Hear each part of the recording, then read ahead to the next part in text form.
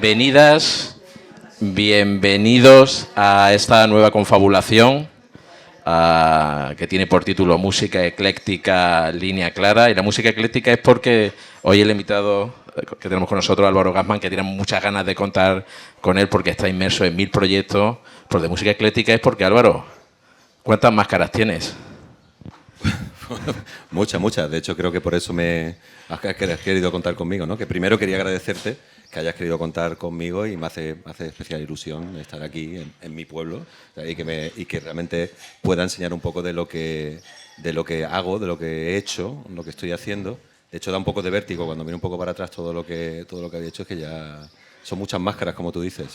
Sí, porque además, como diría que por el precio de un invitado tenemos distintas facetas, ¿no? Distintas facetas, sí. Distintas facetas. Pues bueno, el título de la confabulación de hoy es Música Ecléctica, Línea Clara, porque Álvaro, además de músico, con los Ari Nippers, que ahora están celebrando pues su 21 aniversario, con el tema de la pandemia no pudisteis celebrar el 20º aniversario, con la banda que tenéis, con esa banda desde 2001, también con Gassman, que también pues llevas una carrera bastante amplia y ecléctica, porque con Gassman también, con tu proyecto en solitario, vas tocando distintos palos dentro de la música francófona. Y también eres dibujante, y después hablaremos de la novela gráfica en la que estás inmerso. Dibujante, humorista gráfico. Estábamos también comentando antes en relación a si íbamos a hablar o no sobre los límites del humor. Y bueno, para nosotros es un placer contar contigo eso. Yo siempre lo digo, que me cuesta bastante arrancar. Pues nada, Álvaro, ¿cómo fueron esos comienzos? Porque tú eres mitad belga, mitad mareño, ¿no? Exactamente, mitad mareño, mitad belga. O sea, fíjate lo raro que ya es. De hecho, hoy estaba recordando con un compañero de trabajo que hubo un momento en Maro, cuando tenía como, no sé, 6 años o algo así, que alguien me dijo, quería llamarme para jugar a el fútbol, ¿no? Te llamaba y decía, bueno, yo me llevo a este, yo me llevo a aquel. Y a mí no se acordaban, no muy bien, digo, decía, este que es de por ahí, y no sabían dónde estaba Bélgica, ¿no? Me decía, el Apache, que venga para acá, ¿no? Entonces era como una cosa rara, ¿no? De dónde viene y tal. Y sí, bueno, sí, le digo que yo lo veía normal, o sea, yo en mi casa, bueno, mi padre belga, mi madre de Maro, digamos que eran los otros los que me recordaban que eso no era, o sea, no era tan normal, pero bueno, yo, vamos, ahí crecí y... Bueno, además con la referencia musical de tu tío, Plácido. Exactamente, mi tío Plácido es el músico de la familia, ese es el músico por excelencia, o sea, el hombre que se ha batido en todas las bodas, bautizos y comuniones que ha habido en la Costa del Sol, posiblemente también en Almería, ¿no? Por allí, y siempre ha estado ahí como un referente apoyando, además, a sus sobrinos, o sea, es el que sigue ahí con la... Y en esos primeros pasos tuyos musicales, tu tío en algún momento te comentó, mira, Álvaro, que esto...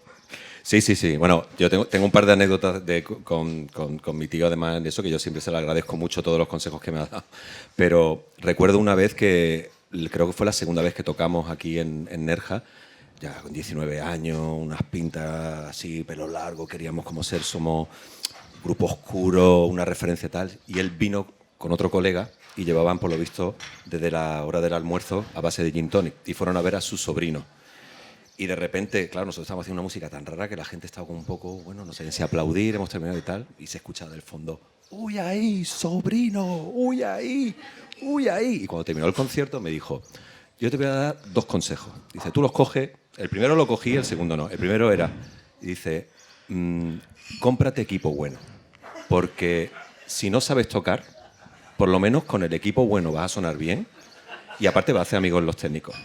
Cierto, vamos, lo he aplicado y funciona. Dice, y el segundo era, si quieres realmente pegar el pelotazo, dice, coge una cantante gorda y haz versiones de los 3 sudamericanos. Eso ya, digamos que ahí cogimos un poquito camino... A partir de ahí cogiste el fuelle para un impulso a tu carrera, ¿no? Exactamente. De melenudo a tener a un músico con buenos equipos. Bueno, no lo pensé mucho, si te digo la verdad. O sea, no quiero tampoco...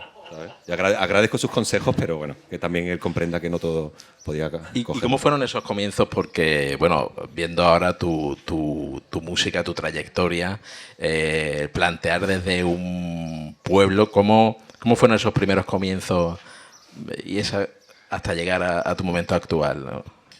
Bueno, pues yo qué sé, la primera vez que monté un grupo, realmente fue en el instituto, fue aquí en Nerja, y realmente era montar un grupo por decir que teníamos un grupo. Realmente no teníamos ni local de ensayo, no había ni instrumentos, nada, simplemente éramos como queríamos hacer nuestra pequeña secta, ¿no? Porque nosotros la música que escuchábamos era la mejor y que el resto estaba equivocado y nosotros queríamos hacer nuestra música y tal. Y me junté con Pepe Mena y con Gustavo Urbanos, que fuimos como el germen ahí de lo primero que hicimos aquí en Nerja. Un grupo que muy chulo, pero con nombre infame, porque decimos no sé por qué, llamarnos Judas.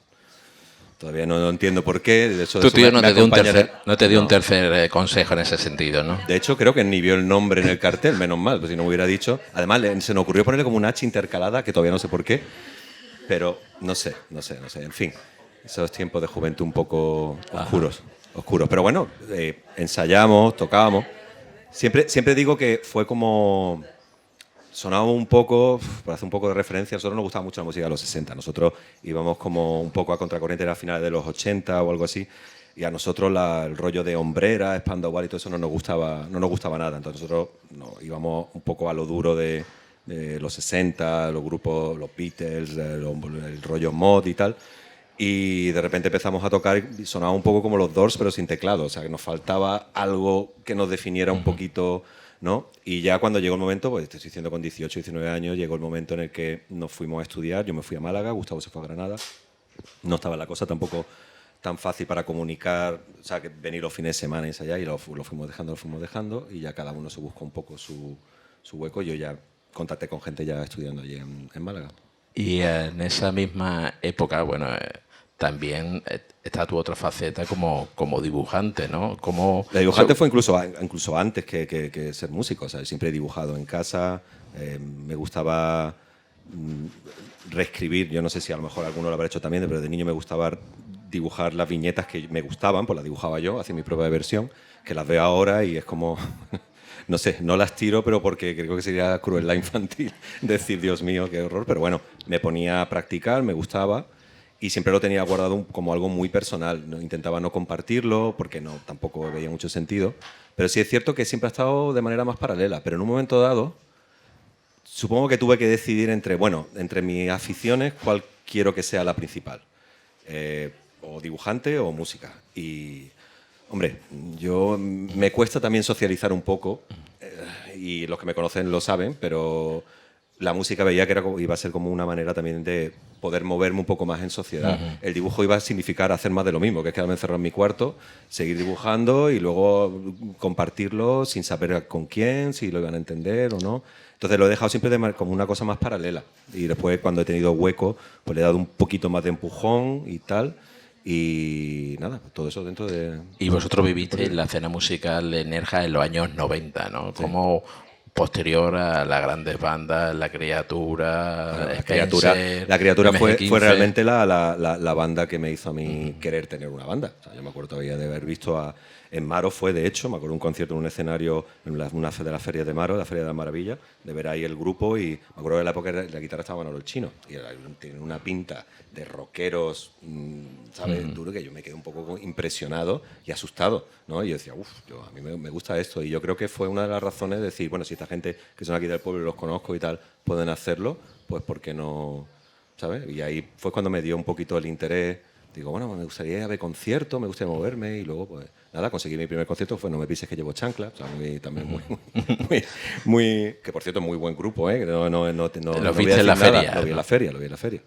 Y eso, digamos que eso sí marcó un poco. Luego es cierto que al irme a la ciudad me di cuenta que realmente lo que es la movida de grupos y de música en los pueblos no tiene nada que ver con lo que hay en las ciudades.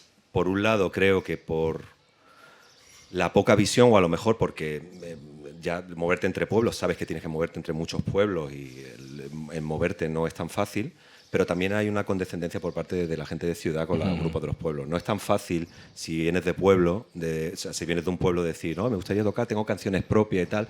Van a decir, bueno, mira, ya están los catetos estos, ¿no?, que vienen y tal. Yo recuerdo cuando fui a Málaga la primera vez que me subí a un escenario con un grupo de allí y tal, y les dije que yo venía de Nerja y tal, me decía, bueno, sí, pero ahí es que en Nerja solo hay grupos esos grupos solo hacen versiones del último de la fila y de Héroes del Silencio, que era verdad. O sea, la gente, eso era como lo que arrasaba aquí, pero era como para mostrar que ellos estaban como en un plano un poco superior. cierto, pero bueno, por otro lado sí es cierto que no es lo mismo empezar desde una ciudad que está más relacionada con otras ciudades para moverte en otro sitio y hacer contacto. Y eso me sirvió, la verdad, estar allí en la ciudad.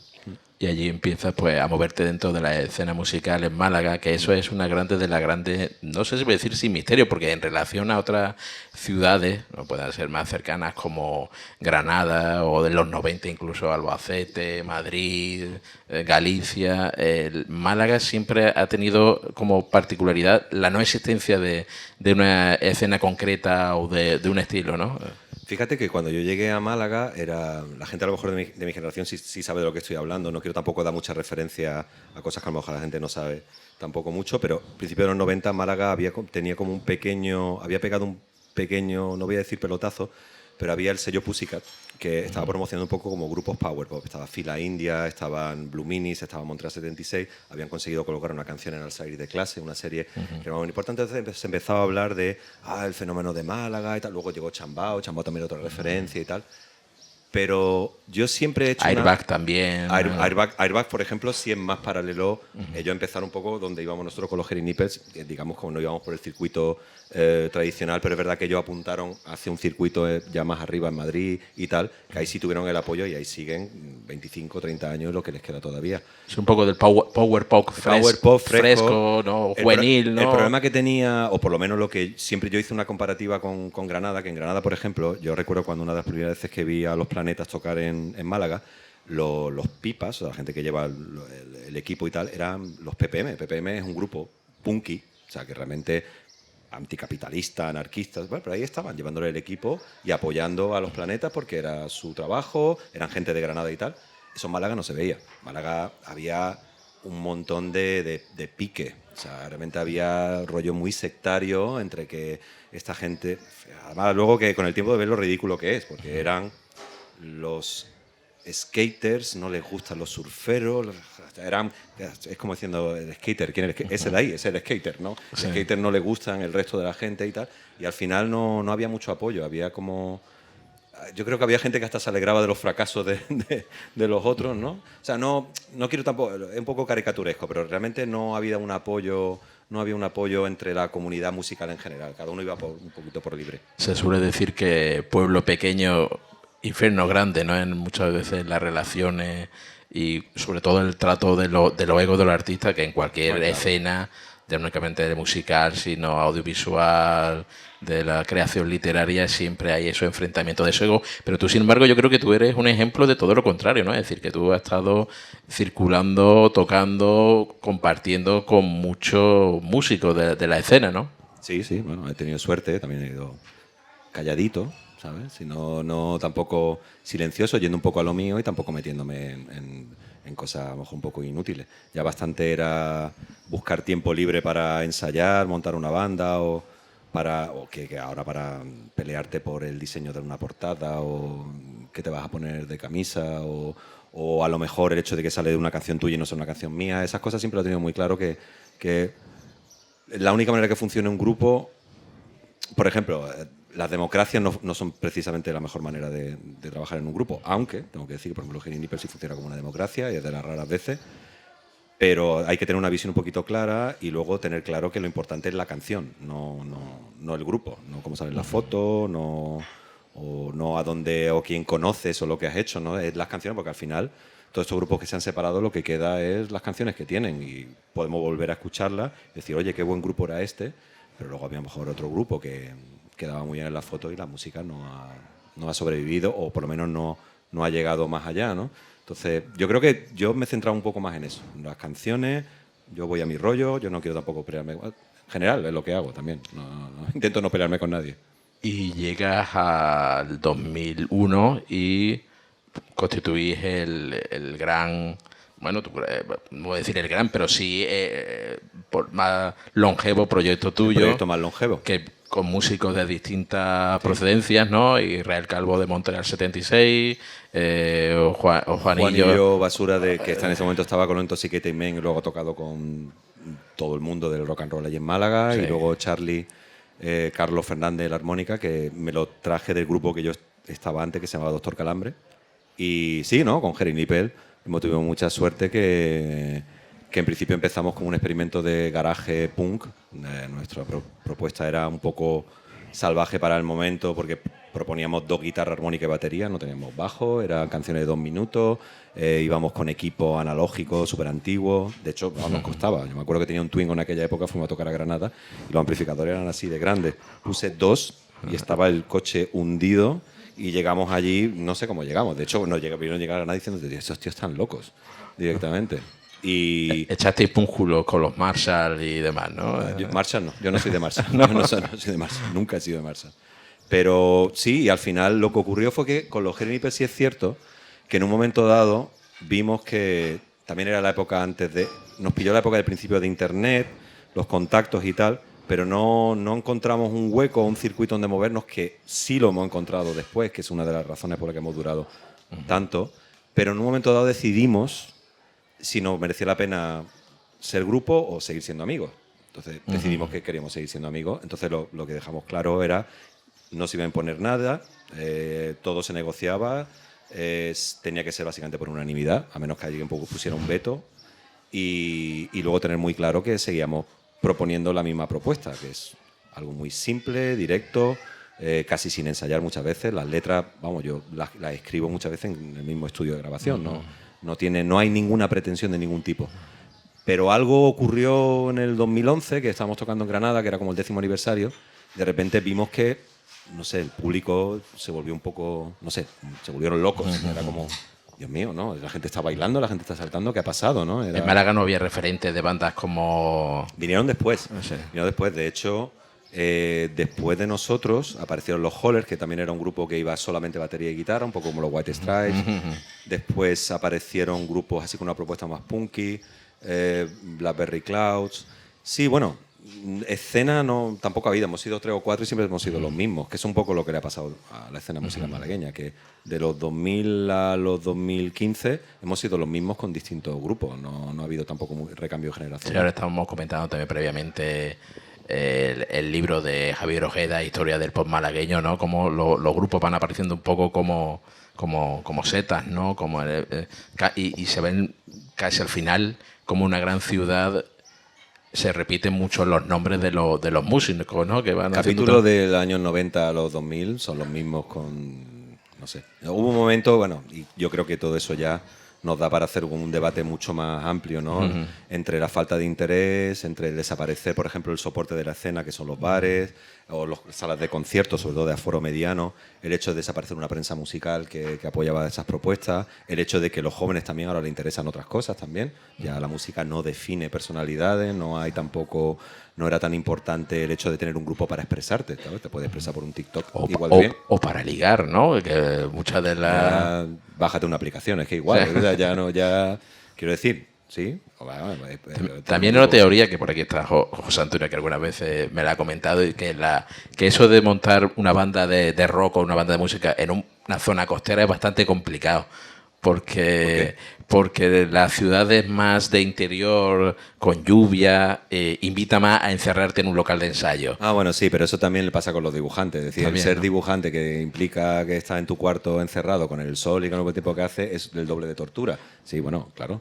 Pero bueno, como tú dices, ligar también es importante. Entonces, más te vale ponerte a ensayar. Hay un equilibrio, ¿no? Claro, pues mira, vamos a echar la mirada atrás. Bueno, la mirada que vosotros estáis ahora también preparando un documental sobre los 20 años de Hairy Nippers, que no sé si es un poco de ego trip vuestro, es decir, de un viaje... Es decir, de autorreivindicación vuestra... Sí, totalmente. De hecho, nos estamos convirtiendo también en autorreferenciales. Nosotros las canciones decimos, tenemos que hacer una canción dentro de nuestro estándar y tal, aunque vayamos evolucionando. Pero claro, al echar la vista atrás, es como diciendo, hay un montón de material que a lo mejor deberíamos recordar un poco, sobre todo a gente que se está incorporando ahora, decir, bueno, oye, nosotros estábamos allí también hace un tiempo. Sí, bueno, es también un poco el revisitar un poco el pasado, siempre con la vista puesta en el futuro, o sea, el quedarte ya con eso para volver como excusa de desempolvar repertorio antiguo, tampoco lo vemos, ¿no? Pero bueno, nos pareció una excusa, también surgió en la pandemia, era como, la pandemia nos obligó a todos a ser un poquito más, ¿no? A ver qué tenemos, ¿no? Que podamos todavía ofrecer o por lo menos que sea interesante, y a lo mejor el punto de vista de un grupo con los mismos miembros de hace 21 años, el hecho de, en un rollo comercialmente suicida y en un ambiente en el que ahora mismo están desapareciendo todos los soportes que teníamos en aquella época, pues ahí cómo se ve, ¿no? A ver, eso lo queremos ver por ahí. Pues vamos a ver el teaser de documento ese de ahí.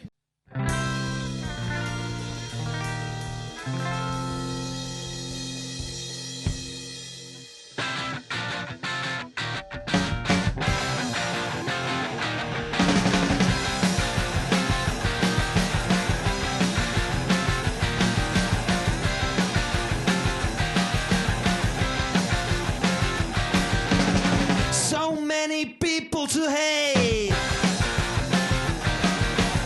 There is no reason is all that I can say. Little punks trying to be renegades. 2 steps and I wish I was dead. Maybe it's alright. I wanna see them cry. Maybe it's alright. I wanna see them cry.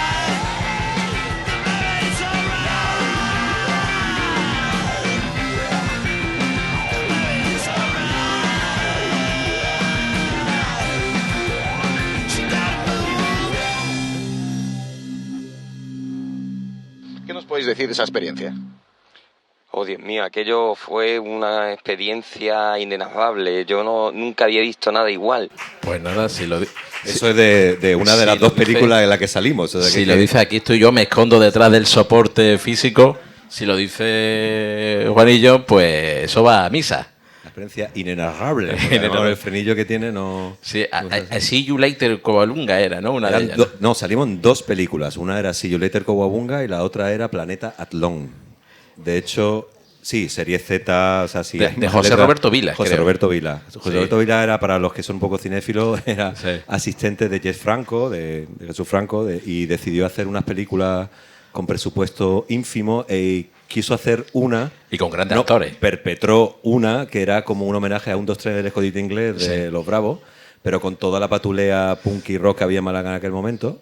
Y a nosotros nos tocó hacer del grupo de Felipe Espectro, que era el batería, que era Juanillo, que nos fulminaban con un relámpago, que nos presentaba Juan de Pablos y tal. Y le gustó tanto nuestra participación que nos llamó para la segunda película, en la que teníamos que decir que habíamos visto un ovni.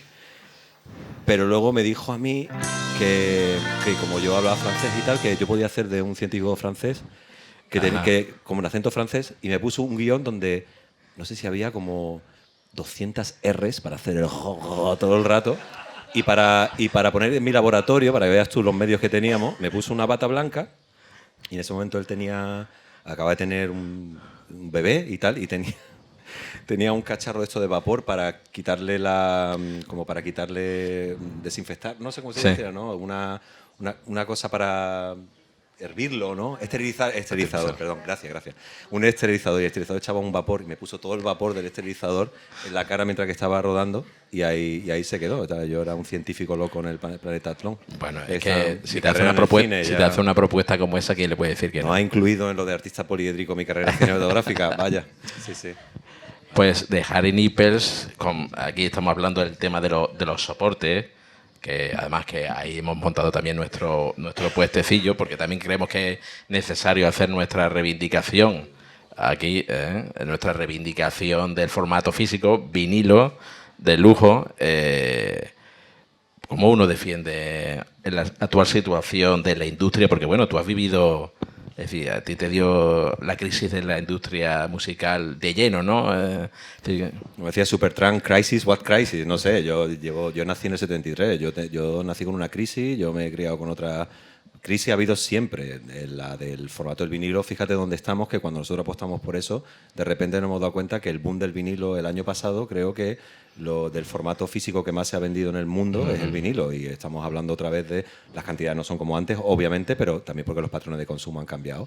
Pero a mí me ha ocurrido que contactando con la fábrica que hay en Chequia para sacar los vinilos últimos, me han dicho que están saturados y que nos dan como 5 o 6 meses para sacarlo. Pero ojo, no por culpa que todo el mundo quiere sacar el vinilo, es porque además las multinacionales, que antes tenían su propia fábrica, en vez de abrirlas de nuevo, se han ido a esas fábricas pequeñitas que han seguido fabricando vinilo y ahora están sacando pues, todos los grandes artistas de ahora. Rosalía está en vinilo. O sea, que, yo solo digo eso. O sea Sí, que- Antonio Luque, señor Chinarro, también ahora presente en la escena musical malagueña, hace poco escribió un artículo en relación a no voy a decir burbuja, pero sí al parón que hay, a los problemas que hay a la hora de poder, claro, el formato que se vende y que se ha producido un No, hombre, yo parón. yo lo tengo claro. Vamos a ver. Yo hago eso porque puedo hacerlo, porque tenemos suerte que incluso podemos financiar lo que es porque es caro sacar en vinilo. No vendemos a lo mejor mucho, lo hacemos porque nos hemos criado con el vinilo, nos hemos criado con ese formato. A mí me gusta, me hace especial ilusión pues sacarlo en vinilo, pero soy consciente que el vinilo, en cuanto mi generación ya no esté aquí, no se van a comprar vinilo. Eso está claro. No, los jóvenes no están comprando vinilo. Y ahí en el vídeo vemos, bueno, pues la vida vuestra en la carretera, ¿no? Que incluso hay una imagen de un concierto en Maro. Ese Varios. Varios. Yo De me hecho, acuerdo hubo uno que tú filmaste a las 4 de la a madrugada, las 4 de la madrugada. en Maro, en la plaza. Que además habían puesto el escenario al lado de la farola que había en la... La farola estaba en medio del escenario. O sea, eso era muy tentador. Era muy tentador, pero no lo hicimos, no lo hicimos. Eso fue en San Antón.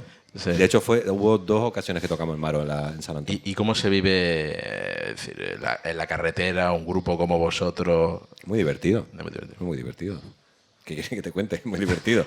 O sea, no hay tampoco... Sí, bueno... No, es decir, Nos que vamos sí. bien, nos pegamos la fiesta. Que en ese momento los cachés, el tema de la furgoneta, supongo que en ese momento también en paralelo trabajando para ganaros la vida, es decir que... Eso sí, es verdad que ya en un momento dado sí se nota ya el cansancio, o sea, de decir, bueno, ya con cierta edad el hecho de saber que tienes tu trabajo, yo tengo mi trabajo normal, mis compañeros también lo tienen, sabemos que ninguno... Lo bueno que tiene que la libertad que tenemos porque no vivimos de esto, hombre, obviamente también hay veces que estamos muy cansados porque tenemos que... Yo vivo ahora en Sevilla, yo tengo que pegarme a lo mejor una paliza para venir a ensayar, para tocar el día siguiente. Si nos vamos a Almería, pues mis compañeros que viven en Málaga, vale, pero a mí es que me pilla todavía 3 horas más. Entonces hay que hacer sacrificios, pero a mí por ahora me compensa porque no es al ritmo que hacía antes, pues yo he llegado a tener 4 grupos en activo más un trabajo, con lo cual yo recuerdo una vez que yo tengo fama de borde. O sea, yo tengo fama de borde. Y no me importa, porque además así se alejan gente que a lo mejor que tiene un poquito y digo, bueno, Mira, pues yo me acuerdo de verte a ti en la puerta del Figamar y me callo ¿Y te pareció borde, no? Actitud. Perfecto. Pues fíjate, me evitaste tener que conocerte antes. Pues mira, muy bien, me alegro. Seguramente en ese momento a lo mejor no hubiéramos congeniado. Pues fíjate, pues mira, el tiempo pone ese momento justo. Claro. Mira, siempre oye. estupendo, Mira, genial. Ha dado lugar a esto, si no, no hubiera dado lugar a eso.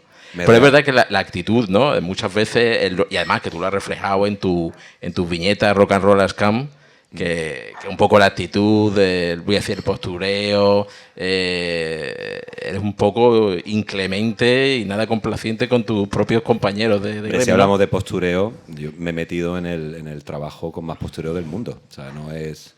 O sea, los músicos tienen eso, no es... Yo recuerdo alguna vez de haberme mezclado con gente en el Festival de Cine de Málaga y tal, y se hablaba de los actores, es que los actores solo hablan de ellos mismos y no sé cuánto y tal. Y en un momento dado, yo que también participaba de eso, me digo, ostras, pero ¿y los músicos? O sea, que esto es igual. O sea, igual y a veces hasta peor, porque es que aparte hay una inquina, y yo participo también, yo tengo que decirlo también, intento ser, digamos que yo exorcizo un poco eso, ¿no? En las viñetas. Pues yo también puedo ser muy cafre. A ver si podemos ir viendo las viñetas en el sentido de que a mí me hace mucha gracia porque, digo, en cuanto a los límites del humor, ¿no? Es decir, los músicos tienen sentido del humor a la hora de verse retratados porque además tú tienes una capacidad que es que las personas que estén dentro o sigan el mundo musical pueden encontrar reflejado de manera muy fácil ciertos músicos, sí. Claro. ciertas bandas, ¿no? Yo lo tengo clarísimo. Yo creo que la primera vez que participé en un fanzine. Rock and Roll Scam. Mi primera participación se llamaba Nadie se dará por aludido. Esa es mi conclusión. Nunca nadie se da por aludido. Muchas de esas cosas son cosas que me han pasado. Yo he tenido a la persona que a lo mejor ha hecho ese comentario al lado mía, se ha reído porque se ha visto reflejado, pero nunca se ha dado cuenta que realmente esa era la imagen que él le estaba dando, ¿no? Y era como, incluso yo mismo, mi propio razonamiento. Si tú me dices, ¿el músico tiene sentido del humor? No, el músico no tiene sentido del humor. El músico se ríe de otros músicos, pero nunca va a utilizar el humor como parte de su propuesta, porque hay una mitomanía, hay un postureo que haría que al final hay grupos muy buenos, como Antílopez, incluso los mismos que yo, Chancri, son músicos excelentes, pero yo no veo a nadie que tenga como un viaje astral cada vez que escucha Nueve Visos que llevo chancla en su cuarto, pues diciendo, oh, este grupo, mira las portadas que hacen. El humor es que está mal visto de toda la música española, ¿no? No, en la mitomanía, simplemente. ¿Sí? O sea, digamos que cuando creas esa mitomanía en la música, el humor está mal visto, claro. Entonces, sí es cierto que todos mis amigos músicos que ven eso ven como que me estoy haciendo referencia a otra gente y muchas veces son ellos mismos. También tengo que decir que soy bastante cabroncete en ese aspecto y utilizo también amigos míos, los caricaturizo diciendo cosas que a lo mejor ellos no han dicho, ¿no? Y los voy dejando un poco mal. Pero sí, vamos, son razonamientos míos, cosas que he visto a mi alrededor y luego, sí, vamos, postureo, o sea, ¿qué me va a decir?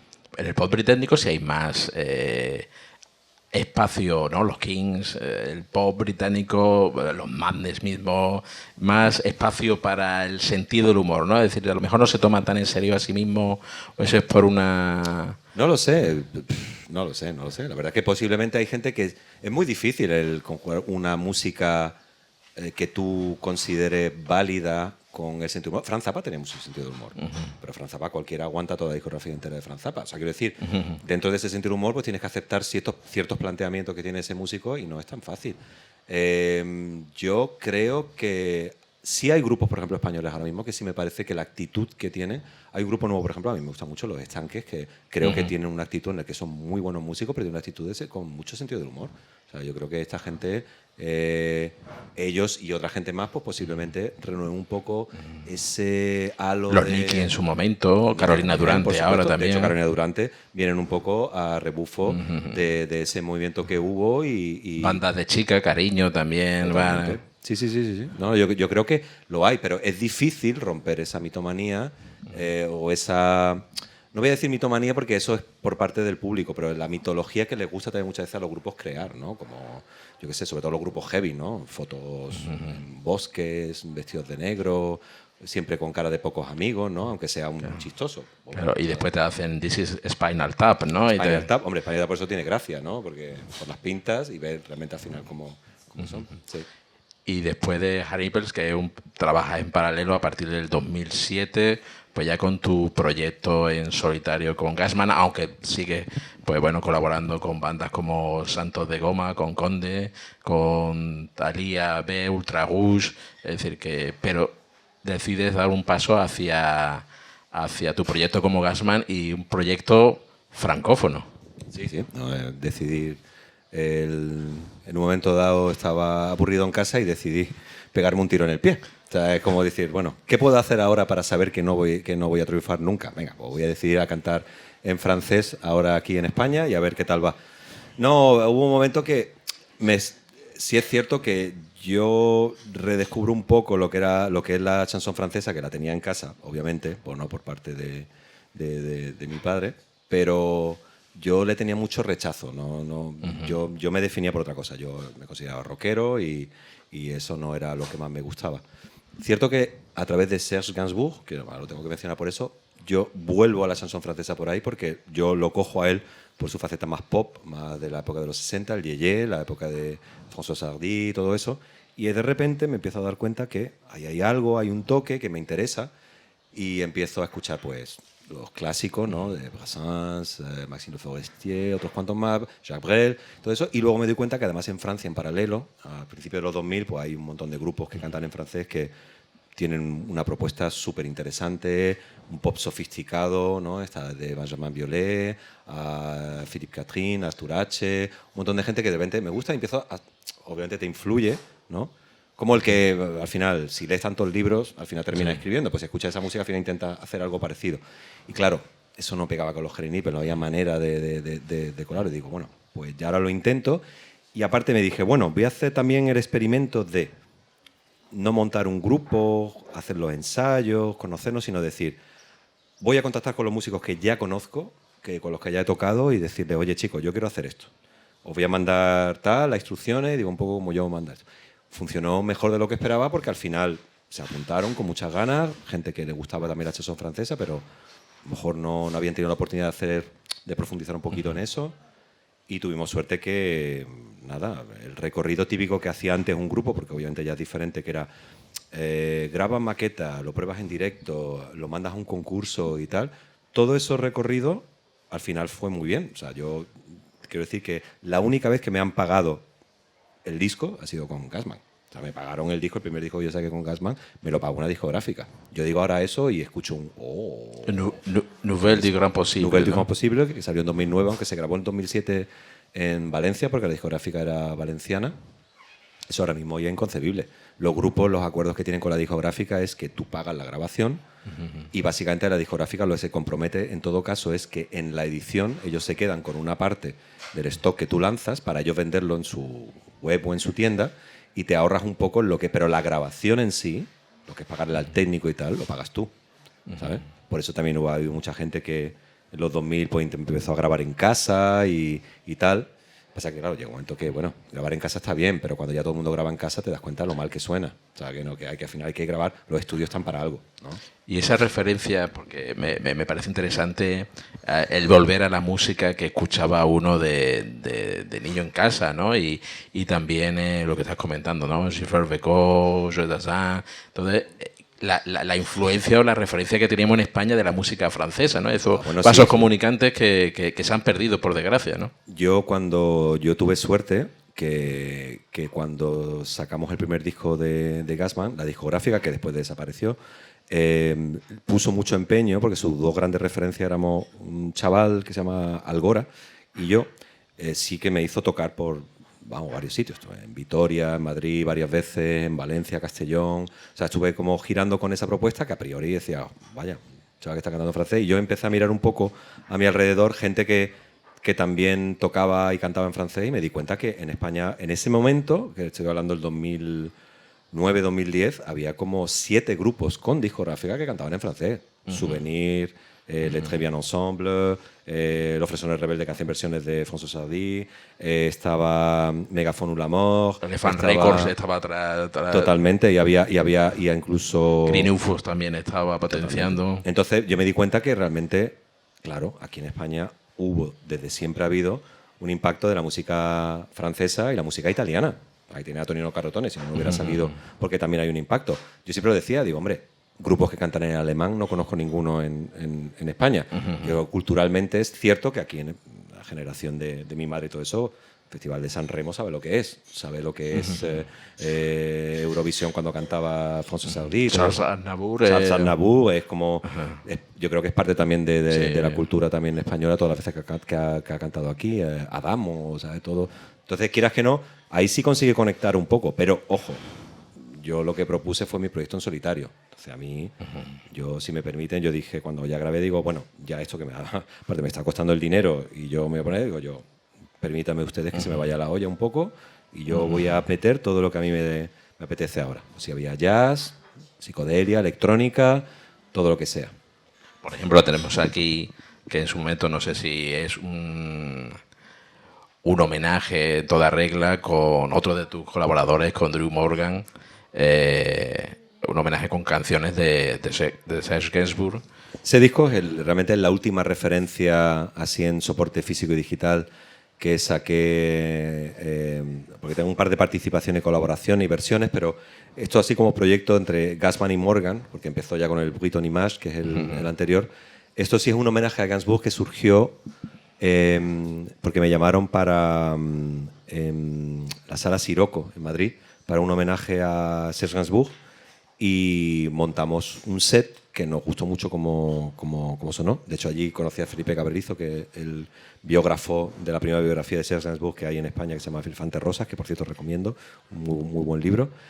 Y la verdad que montamos ahí un set, la verdad que ahí a distancia, ya con las nuevas tecnologías, que es una de las cosas que, gracias a Dios, puedo contar con colaboradores lejos.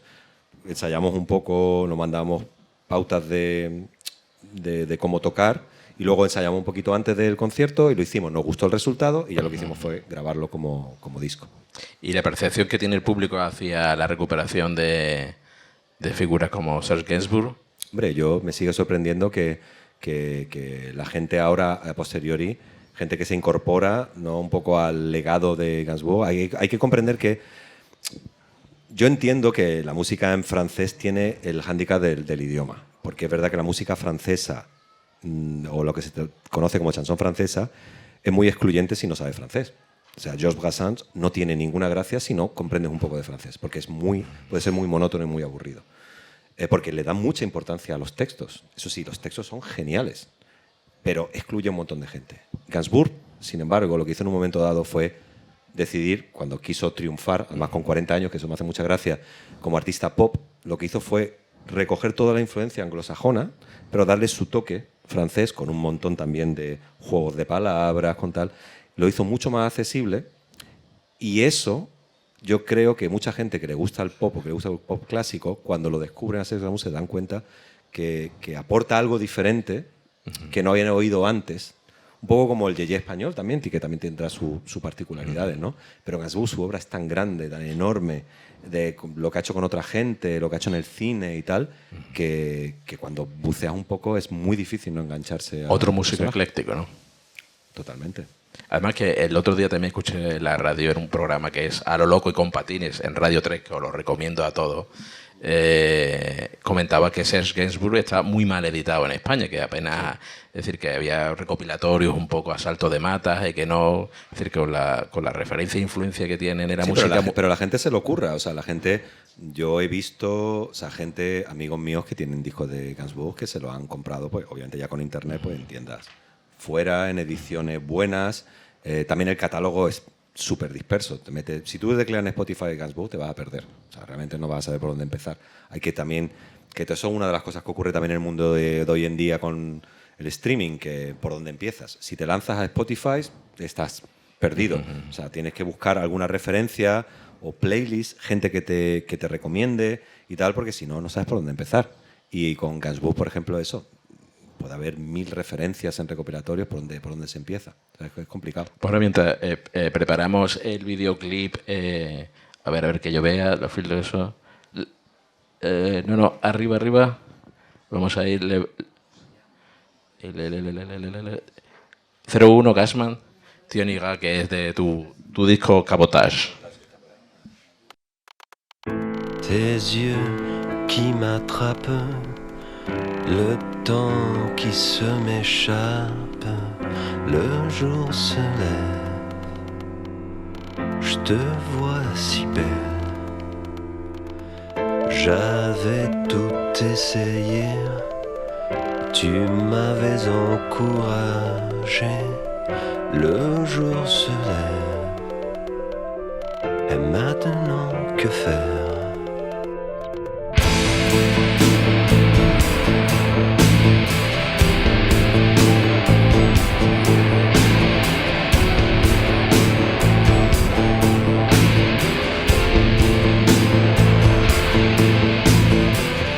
Je ne trouve plus le bon moment, est-il m'est resté si peu, le jour se lève, tu t'en iras quand même, le soleil sera à nos côtés, je ne peux plus m'en empêcher, si peu de temps pour exprimer que tu es celle que j'attendais, sans le savoir jamais, l'amour peut être la fin de faire.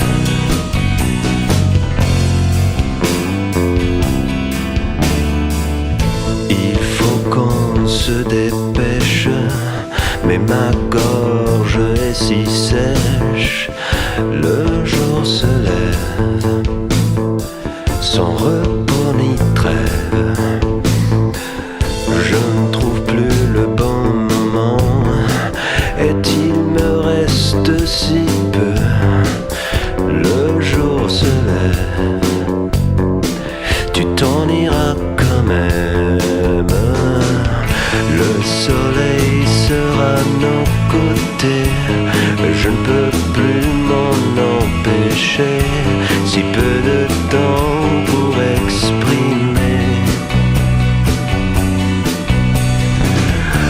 que tu es celle que j'attendais sans le savoir jamais. L'amour peut-être la fin de faire.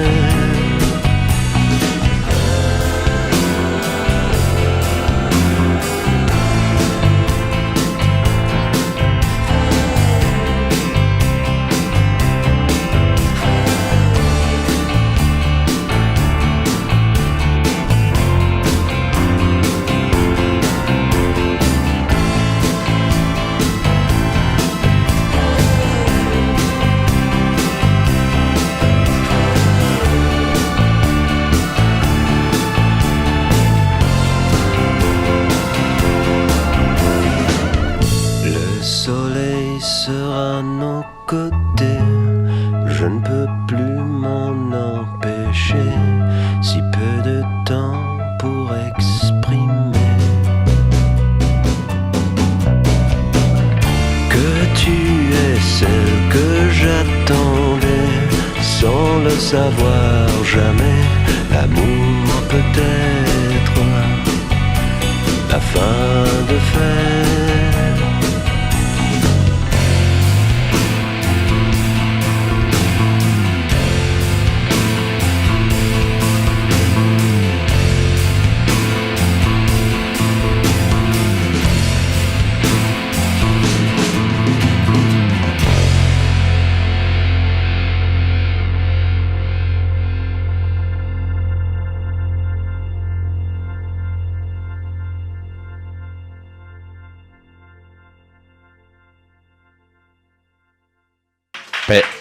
Gracias.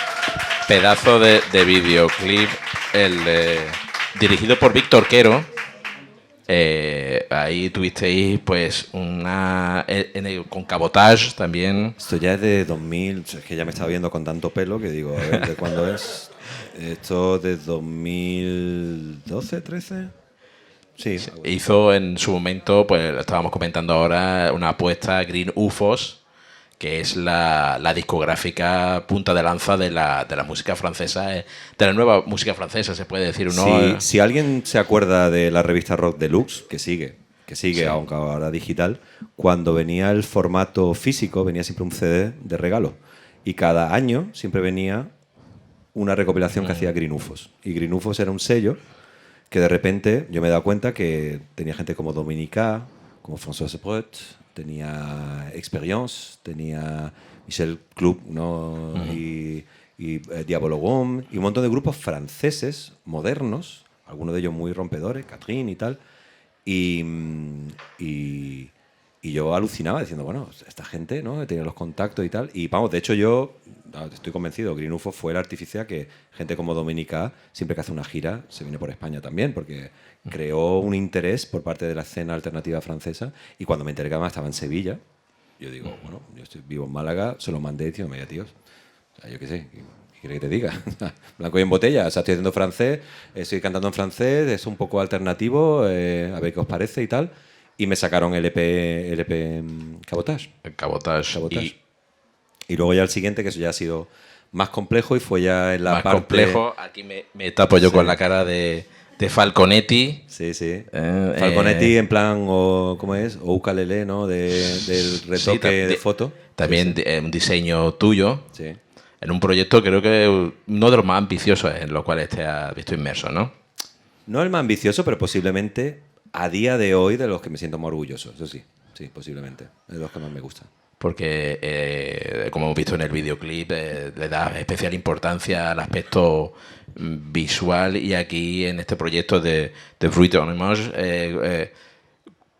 conjuga dos de tus pasiones, que es la música y por otro lado pues tu pasión por el cine de la vanguardia de los años 20, ¿no? Posiblemente ese disco vino en un momento muy bueno creía que no lo podía sacar porque era un momento un poco complicado de tiempo y tal.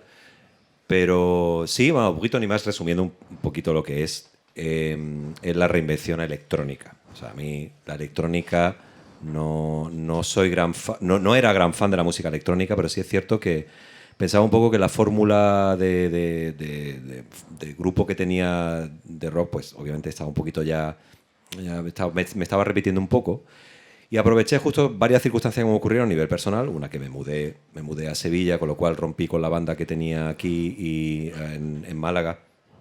Y tenía que buscarme un poquito a ver con quién trabajaba ahora. Dio la casualidad que mi amigo Drew Morgan, que es arreglista, compositor, productor norteamericano que reside en Bristol, como seguíamos en contacto, es uno de mis mejores amigos, en un momento dado me propusieron para el MAF, el festival, Málaga de Festivales, lo previo a que hay el Festival de Cine de Málaga, me dijeron que hiciera un concierto y me dijeron que si podía, que lo hiciera relacionado con el cine, porque obviamente es la excusa, ¿no? Y en un momento dado pensé que a mí me gusta mucho ver no sé si a lo mejor pasa a vosotros, esas películas antiguas que a lo mejor viene un músico y te hace una banda sonora en directo. O sea, estás viendo a lo mejor... Yo recuerdo haber visto a Gary Lucas, que era de guitarra de Captain Beefheart, que produjo a Jeff Buckley y tal, que hizo la banda sonora del Golem en el centro de ahí de la Diputación, y él estaba en directo tocando e improvisando y haciendo la banda sonora en directo de una película de cine mudo, ¿no? Y yo quería hacer algo así, pero en un momento dado me di cuenta que no, una película entera no iba a ser muy difícil montar eso. Y le propuse a Drew decirle, mira, ¿por qué no hacemos unos cortes de películas de vanguardia de los años 20, sobre todo la vanguardia francesa, obviamente porque es un proyecto francófono, y lo hacemos creo que en el Museo de la Música, lo hicimos al principio. Total, que lo montamos, nos fue muy bien, nos gustó, pero Drew lo que hizo fue... readaptó todo el sonido para poder hacerlo con 2 en directo al estilo electrónico. Entonces, estamos hablando también de una persona... Drew, por ejemplo, es el responsable de la banda sonora del videojuego Halo 4, ha trabajado con Massive Attack, o sea, estamos hablando de un nivel realmente de lo más grande. Trabaja ahora, está haciendo documentales para la BBC, creo que ha hecho algún anuncio para McDonald's, bueno, o sea, es otro nivel. Pero aparte es un tío muy divertido, o sea, quiero decir, es mi amigo y le gusta que tengamos una excusa para trabajar juntos. Y me gustó tanto lo que hicimos, o sea, lo que hizo él para el directo, que decidimos publicarlo en disco, grabarlo bien, en estudio. Él en Bristol, yo en Sevilla, y él vino también para grabar unas sesiones también aquí. Y luego ya lo estrenamos en el Pompidou, en el Museo Pompidou de Málaga, con video jockeys en directo. O sea, ya hicimos algo más, que era coger imágenes de la vanguardia del siglo XX. Estamos hablando desde Buñuel, Abel Gance, Germain Dulac, René Clair. De hecho, creo que la única imagen de Eric Satie en cine que existe estaba en uno de esos cortos que utilizamos para la película. Y ellos lo que hacían era que en directo hacían como videojockey, lo ensuciaban, ponían montaje y tal. De hecho, vamos, tú viniste a rodar... Dorian Gray. Dorian Gray, porque eran 2. Sí. Y eso es que básicamente esa imagen de ahí que lo hicimos. Y la verdad que quedó bastante chulo y personalmente es de los trabajos que estoy más satisfecho por cómo surgió, en un momento además que era difícil centrarnos, pero la propuesta creo que era muy válida y era interesante y lo escucho todavía ahora y creo que está bien. Porque también hay canciones que readaptas, ¿no? De tu anterior... Sí, la mayoría realmente del disco, menos creo que 3, son readaptaciones, pero que al final solamente se quedó la melodía principal. El resto era algo completamente nuevo que yo readapté un poquito la melodía y tal. ¿Y ese proyecto fue el de tocar en el Pompidou? ¿Tuvo la posibilidad de moverse por el...? Tuvo poco. De hecho, estamos ahora planteando a ver si podemos volver a retomarlo para algún concierto en Málaga, pero después de Pompidou creo que teloneamos a J.J. Johansson en Sevilla y después hicimos otro más en Sevilla en el Monkey Week, que fueron como 2 fechas seguidas y tal. Y el problema era que no era demasiado cultureta para moverlo en festivales y en conciertos, y no era demasiado, ¿cómo te diría yo?, especial. Por ejemplo, me pasó que lo intenté vender para el Festival de Cine de Sevilla y me dijeron que, hombre, es que si propones esto como dentro de las actividades paralelas, ¿no? Y decía, oye, las actividades paralelas que tenéis conciertos y tal, ¿no interesaría esto? Y dice, hombre, es que piensa que la mayoría de la gente que va al Festival de Cine se han zampado 5 películas ese día. Si los va a meter en un concierto donde van a tener que ver otra vez proyecciones de directo, no van a disfrutar de tu concierto, ¿no? Entonces, digamos que es muy difícil. Era una cosa intermedia que fue muy difícil Encontrar el nicho. Sí. pero bueno, vosotros vais a seguir, porque me parece un proyecto muy, muy A interesante. mí, y a mí me mucho- gustaría retomarlo porque ahí está, ¿no? Y de hecho los dos más o menos tenemos ya un poquito la experiencia suficiente para decir, oye, mira, lo hacemos para tal bolo, bueno, te cojo un avión, te vienes para acá, lo organizamos, ensayamos un poquito y lo hacemos y ya está. Pues, ¿qué te parece si vemos un poco de aquel concierto con la Field de Band? Venga.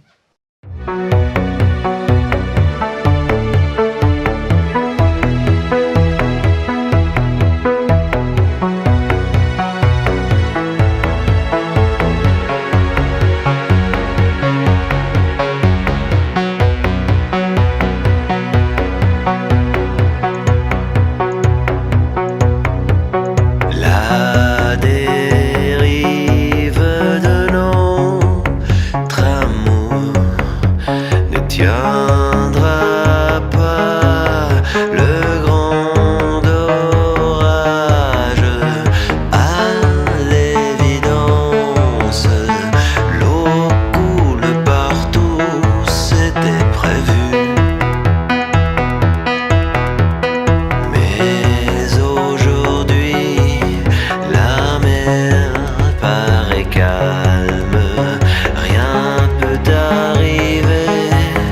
Ensemble bien ancrés, une voie sans direction, sans discours, sans question, sans futur.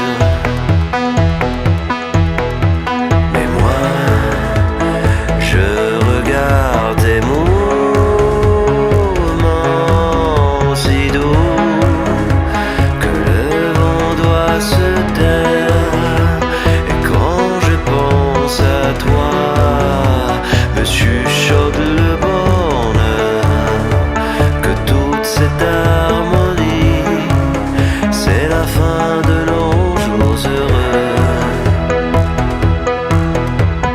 On mesure la distance, le tonnerre vient d'éclater.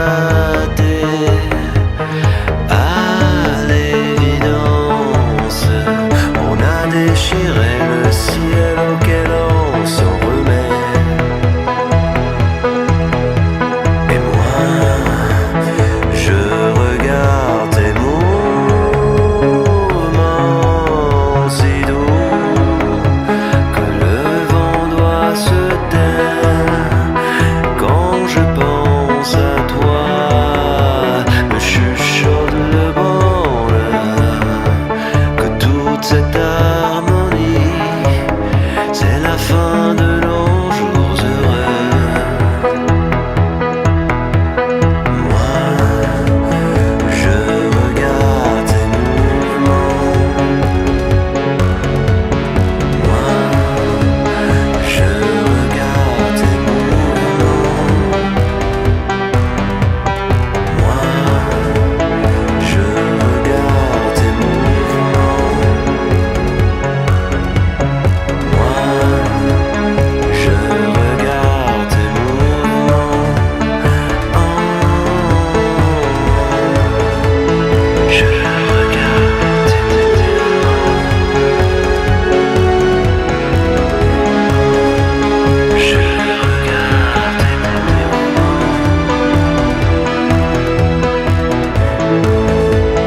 Je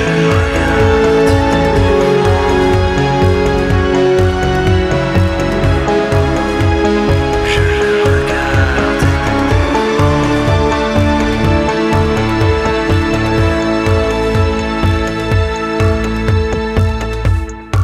tes Por cierto que esas imágenes, aquí las grabó el señor Ricardo y Rita que estuvieron ahí. Sí. Son tuyas, son tuyas. Puedo decirte que de aburrirse uno nada, ¿eh? Es decir, que eso que te dijeron en el Festival de Sevilla, que eso pueda alguien aburrirse viendo Bueno, música no en aburrirse, directo. pero estar saturado, ¿no? Saturado, bueno. Sí, era... Pues para nada, para nada. Y bueno, vamos a ir volviendo, y ya un poco porque ahora posteriormente vamos a tener la oportunidad de escucharte en directo a tu faceta como dibujante y como humorista, gráfico, articulista visual, por ejemplo, una de tus pocas cosas que yo he visto publicada, que es este fanzine Rock and Roll Scam, que hemos comentado antes sobre, bueno, tus viñetas de opinión sobre el mundo de los músicos, no sobre la música, como indica, pero también has estado tú, pues, dibujando en formato digital, en distintas, como El Estafador, que era una publicación, o sigues colaborando. De hecho, sigue. ¿No? El Estafador, Sí. que era un jueves, se puede decir, de formato digital. Era Javier Rollo, que es un dibujante que sí, lo planteó como un jueves digital en el que tú te abonabas y cada semana que aparecía una nueva tira, pues te aparecía directamente, entonces tú a lo mejor abrías tu correo trabajando en el lunes y te veías la tira de esa semana, la leías y, hombre, pues estaba bien, pues era gracioso. Además, siempre la idea que nos dio Javi era resumirlo casi todo en una sola viñeta, ¿no? Para que fuera, lo pasabas en... Porque es una de las cosas que sí ha tenido de bueno el Internet, que para el formato de cómic, lo que es el rollo scroll, ¿no? Que es como bajar la pantalla, le viene muy bien, porque realmente tú puedes tener un formato infinito de viñetas hacia abajo y no tienes que pensar que es una página o que está pasando, con lo cual cierto tipo de formato de cómic funciona ahí. Y el humor gráfico, de ellos después derivaron a cosas como Orgullo y Satisfacción, ¿no? Que duró un tiempo también, ¿no? Algunos de ellos se reciclaron también para el jueves y tal. Y sí, bueno, eso son las participaciones digitales. Realmente ya en papel es verdad que ya no participé mucho, menos fanzine en la universidad y el monográfico, ¿no? La revista está monográfico, que Sí. aquellos que han viajado por España te la encontrabas en todos lados. Era como monográfico, lo tuve estuve durante varios años y recientemente creo que Talentos de Málaga, pero casi todas las revistas en las que participaba, La Opinión de Nerja, ¿no? La opinión. La clave de Nerja, perdón. La clave de Nerja. ¿No? Que fueron 2 números, ¿no? Fueron... Sí. Bueno. Y desaparecieron.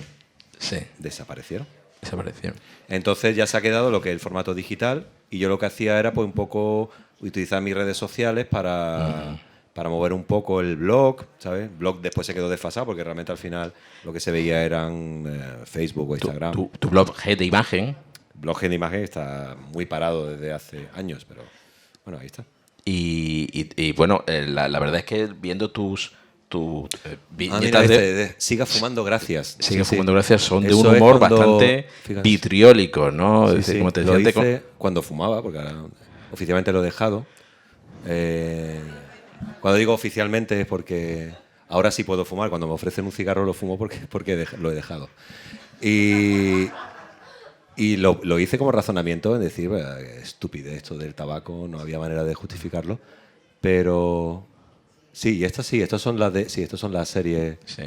Sí, hubo un tiempo que empecé a jugar con la repetición en Sí. las viñetas, que es verdad que el formato digital te permite que, bueno, haces un par de variaciones y al final la economía, o sea, menos es más. Si al final consigues en una de esas historias resumirlo y que no haya mucho que leer y que se vea todo en la imagen, pues mejor que mejor.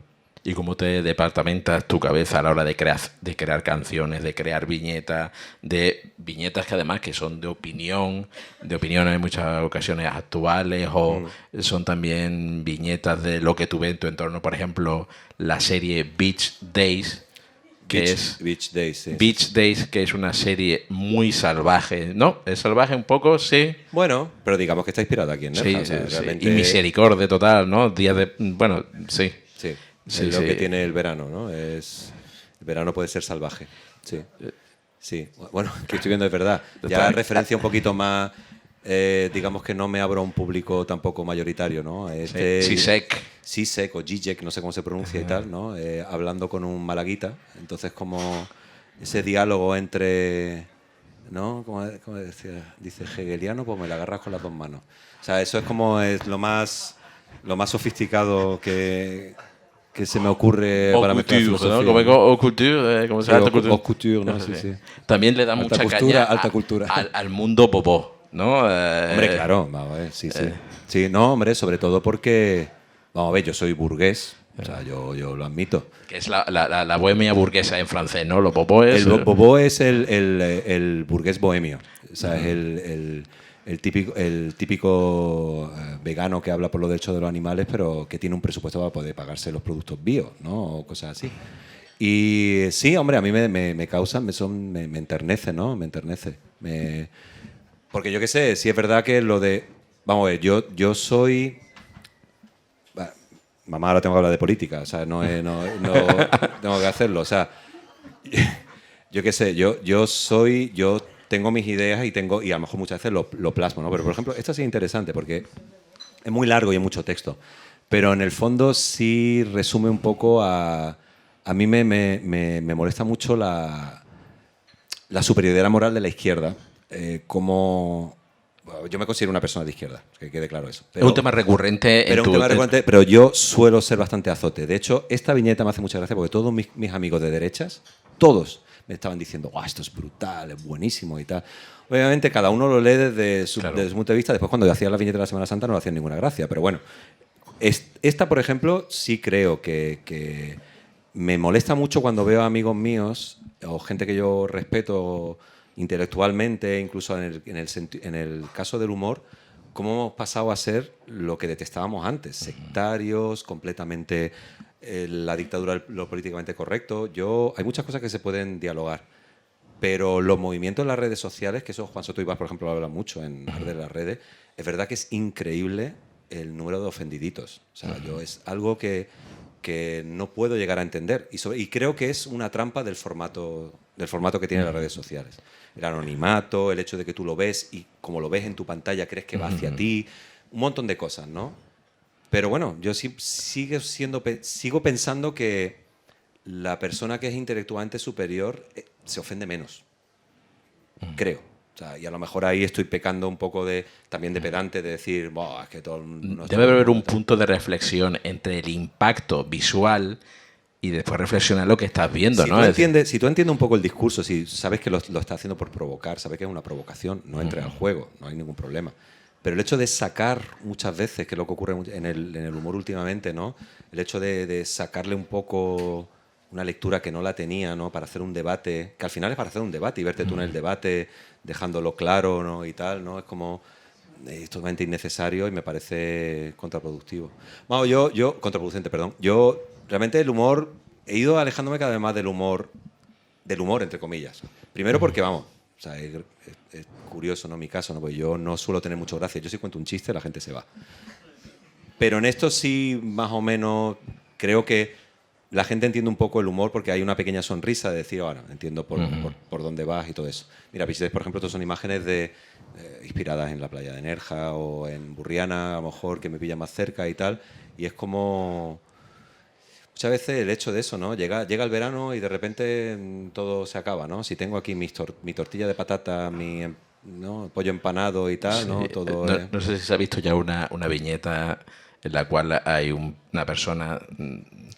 Lo del móvil, ¿no? El móvil, que está con el móvil diciendo... bueno, eso tengo que decir que eso sí autorreferencial, eso soy yo. ¿eh? Eso soy yo y esa de atrás es mi hija. Y eso es literal un día de diario yendo a trabajar. No sé por qué le dio como la negativa total y eran las 8 menos 10 de la mañana y decía, todavía me espera todo el día por delante. Sí, sí. Esa, de las pocas veces que te ha autoazotado, ¿no? De hecho, se me reconoce por la ojera, ¿eh? No, sí.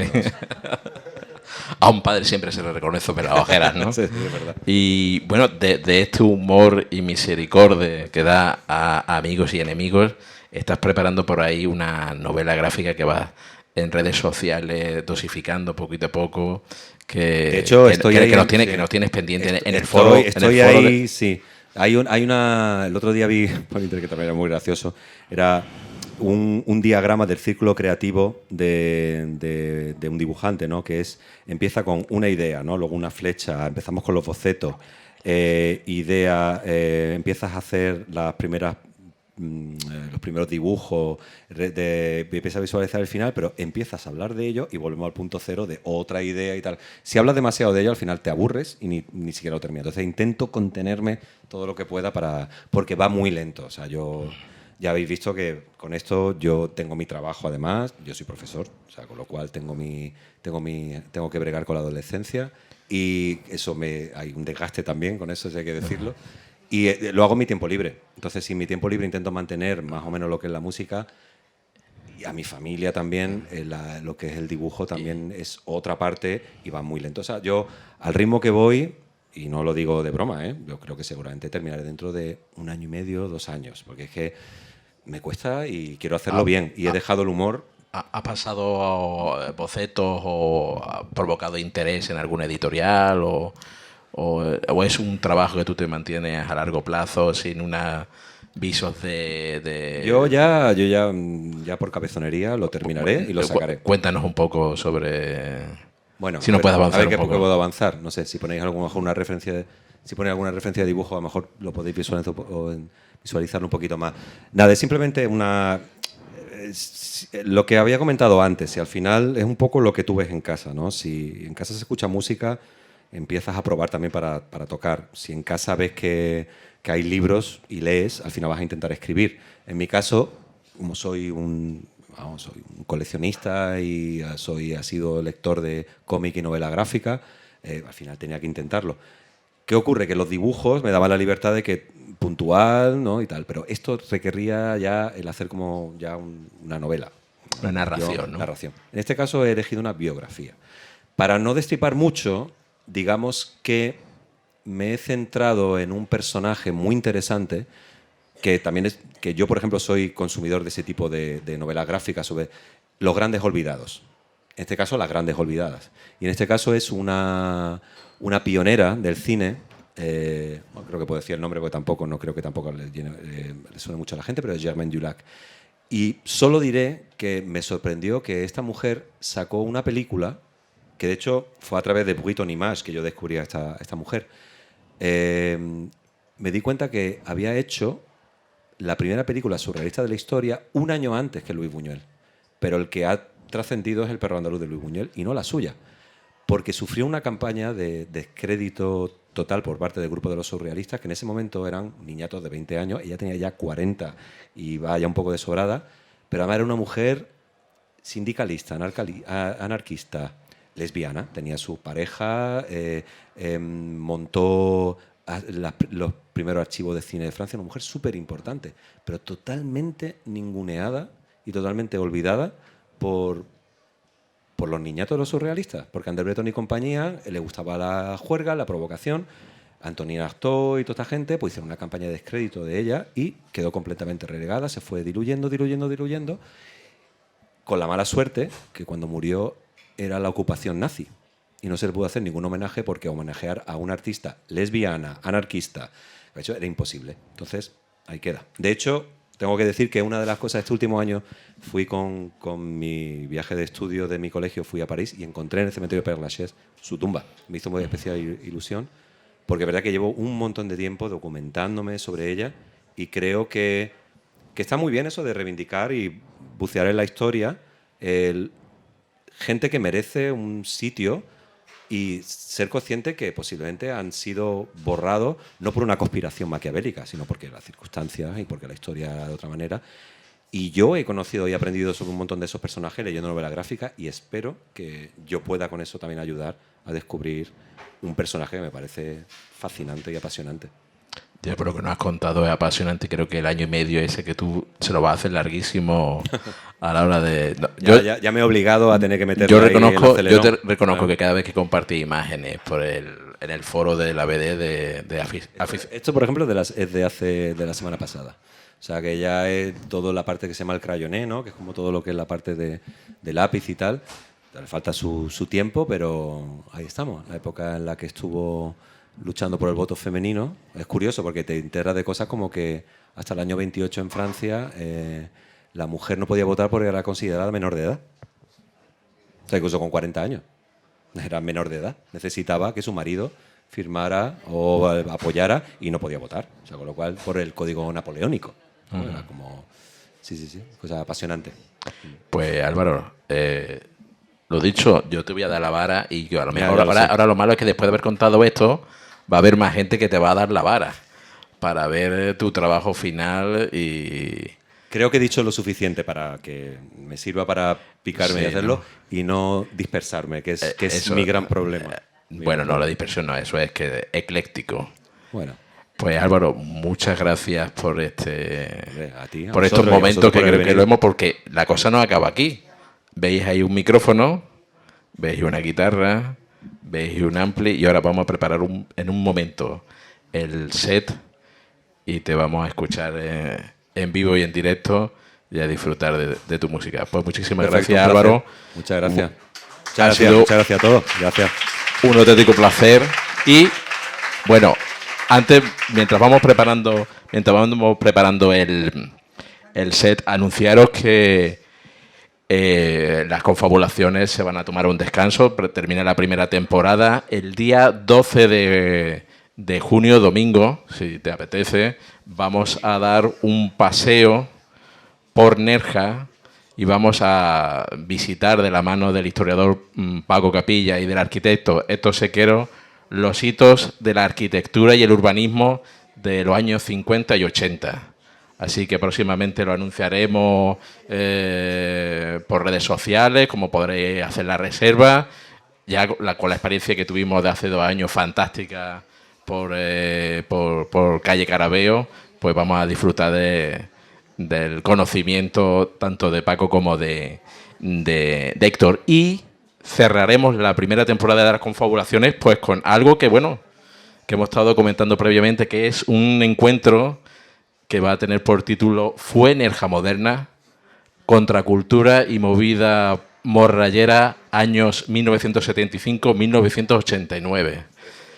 Retromodernismo, sí. Entonces, con eso pretendemos un poco reivindicar esa efervescencia cultural, artística de aquellos años, festiva, lúdica, y que, bueno, aquí hay algunos protagonistas, testigos, que esperamos contar con ellos, con su testimonio. También estamos ya recabando fotografías que hay por ahí, porque es un periodo que, bueno, es poco conocido en el sentido que es bueno, poco reivindicado. Es decir, vemos muchas fotografías de los años 50, 60 y sin embargo de esa época en redes sociales vemos, bueno, no, está pasando ahí un poco desapercibida. Bueno, yo he contado este rollo. Muchísimas gracias, Álvaro. Y vamos.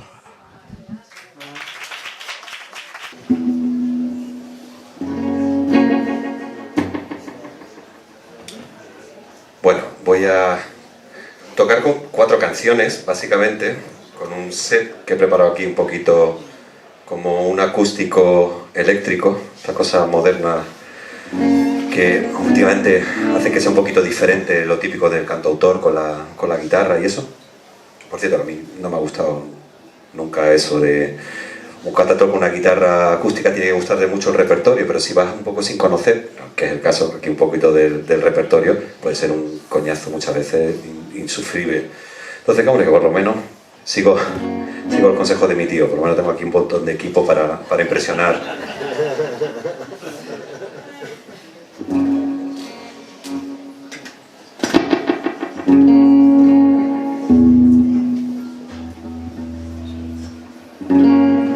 Vale, lo que he preparado para esta sesión básicamente sería una versión de Harry Nippers, de mi proyecto de garaje con la que quiero empezar, después ya a mí y luego un par de versiones.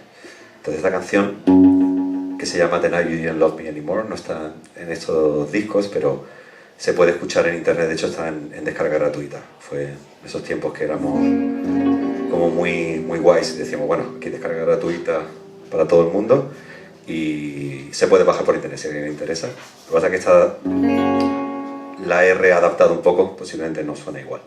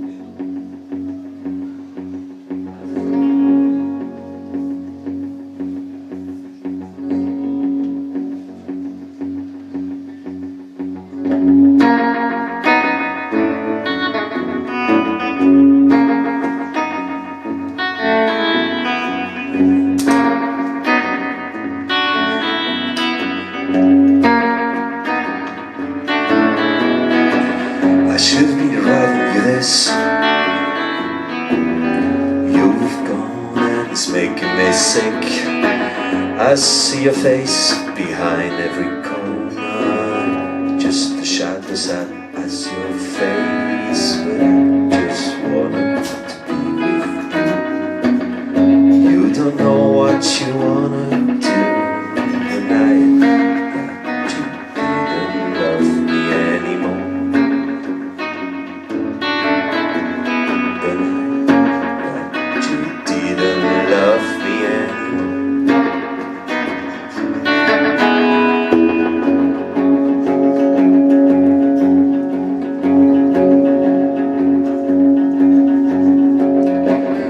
Don't think I ever understood any word that you ever say to me.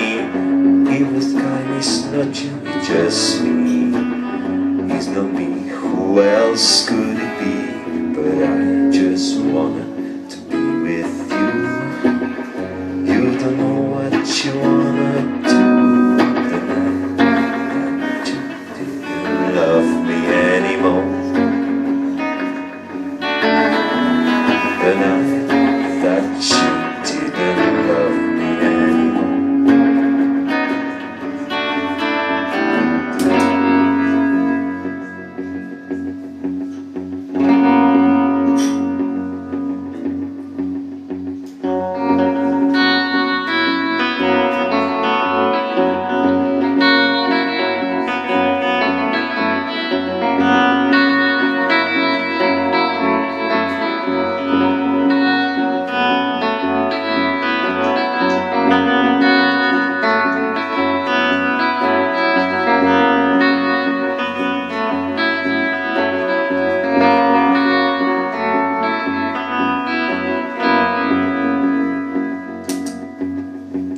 The night that you didn't love me, the night that you didn't love me, the night that you didn't love me anymore.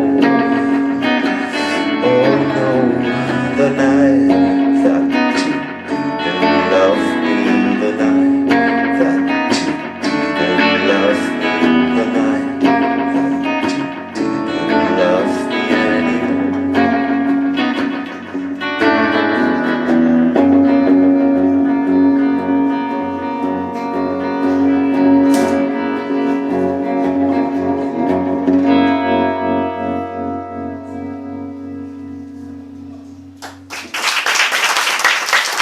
Gracias.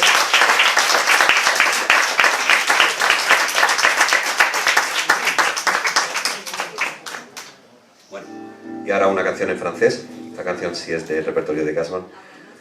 Esta canción se llama Belle comme référence, y aunque está en el EP Cabotage, también la volví a readaptar en Bruit en Image.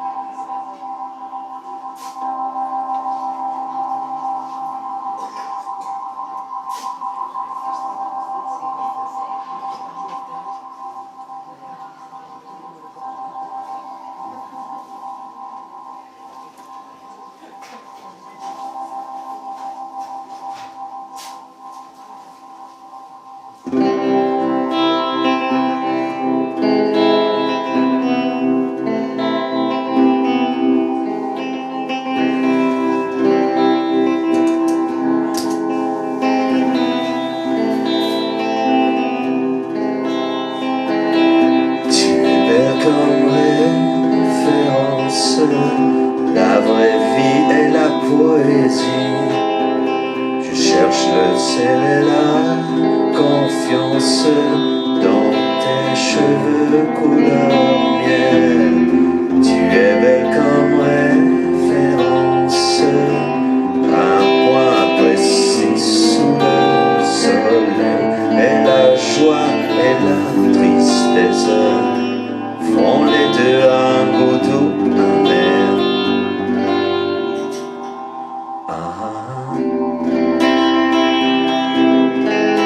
Oh, yeah.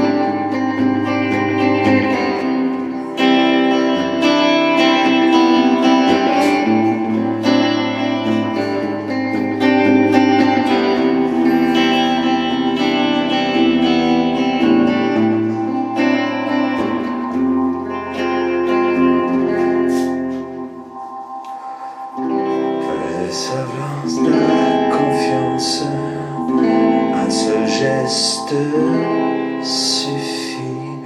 Le bonheur chante sa mélodie, c'est la symphonie de ton cœur. Tu es belle comme référence, un point précis sous le soleil. Et si la vie est plus belle, c'est parce qu'elle doit te ressembler.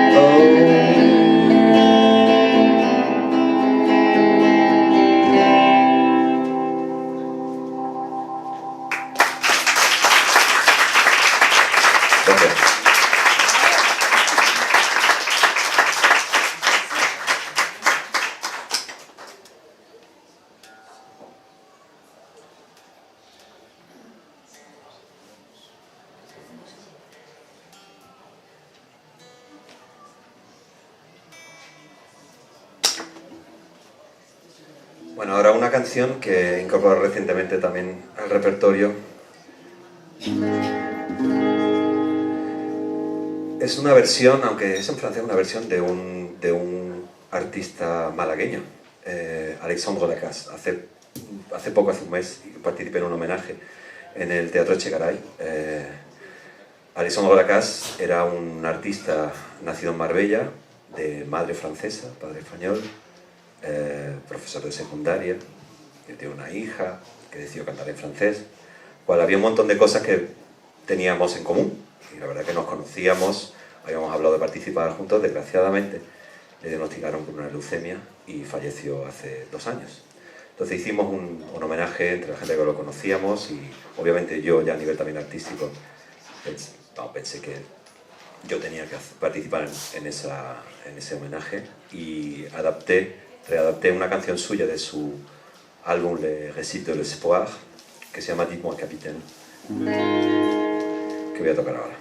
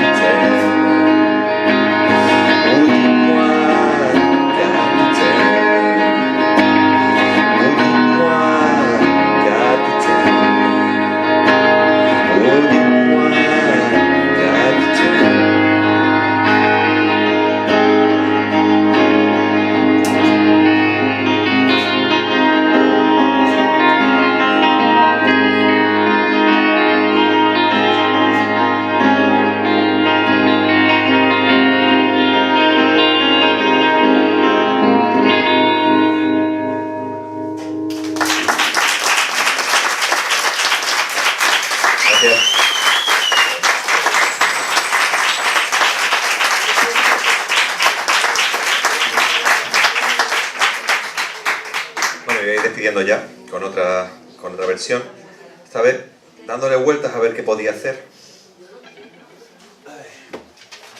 Pongo por aquí la letra porque no me la acuerdo de todas. Pensé en evitar lo obvio, pero ¿de qué sirve evitar lo obvio, no? No sirve de nada. Sí que pensé en hacer una versión de alguna canción que realmente me haya cambiado la forma de ver la música o todo eso, ¿no? Y hay un montón, obviamente. Pero recientemente me volví a reencontrar con una que pensé que ahí está la clave de todo. Para aquellos que seáis fan de los Beatles, acérrimos, ¿no? Tomorrow Never Knows, es una canción que es muy característica. Pero yo hace poco encontré una versión que me dejó un poco flipado, porque es mucho más ambiental. Entonces me gustaría hacer una versión para despedirme de los Beatles, Tomorrow Never Knows. Y agradeceros a todos los que habéis venido, a Ricardo por esta tarde tan agradable. Da un poco de vértigo el mirar hacia atrás, pero bueno, está bien. Sí, una cervecita y eso está bien. Así que nada, muchas gracias a todos y nos veremos pronto, seguro.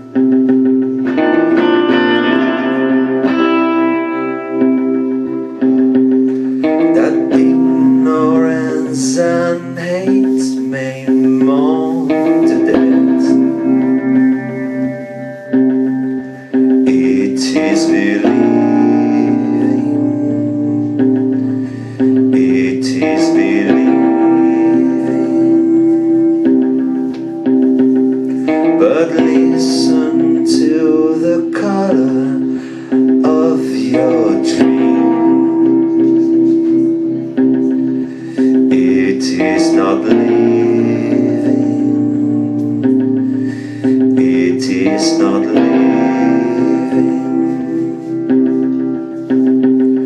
and play the game existence to the end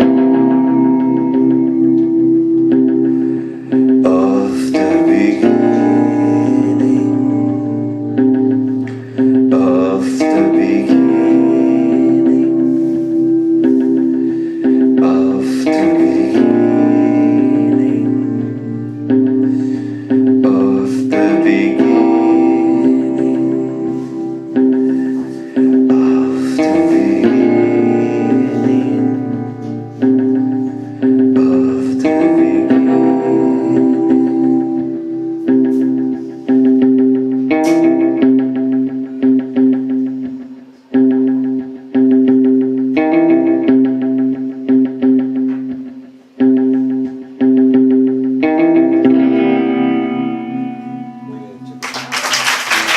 Gracias. Gracias. Hasta la próxima.